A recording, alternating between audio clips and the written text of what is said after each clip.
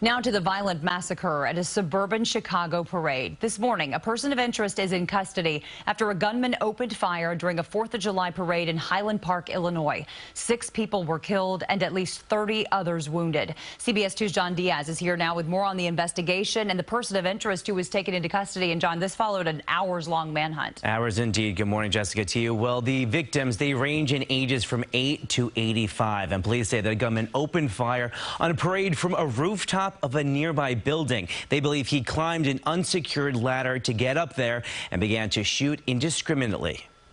An annual 4th of July parade just after 10 in the morning yesterday, turning into a stampede of people, children and adults running for their lives.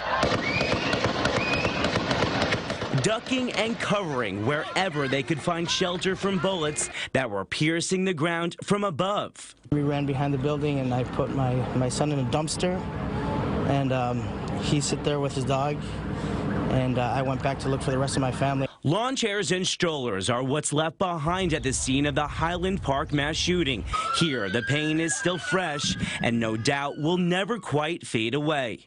You're always going to be thinking at the happiest moment is that somebody's going to come and disrupt your happiness and terrorize you. This is going to change our nice little town, just like it's changed so many other towns. Police say a gunman opened fire from a rooftop of a nearby building, but not sure of a motive just yet. It is devastating that a celebration of America was ripped apart by our uniquely American plague.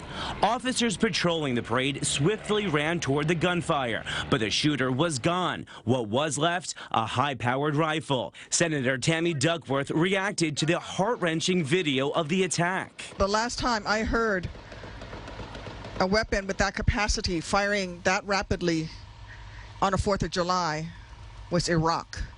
It was not the United States of America.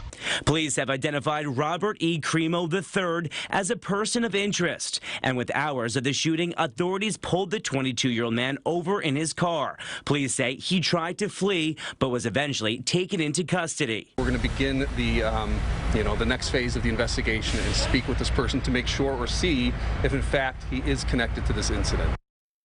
And President Joe Biden says that he is monitoring the situation. And here at home, Governor Kathy Hochul saying 4th of July should be a day to safely celebrate our rights and freedoms. But instead, the scourge of gun violence has struck yet another community. Jessica?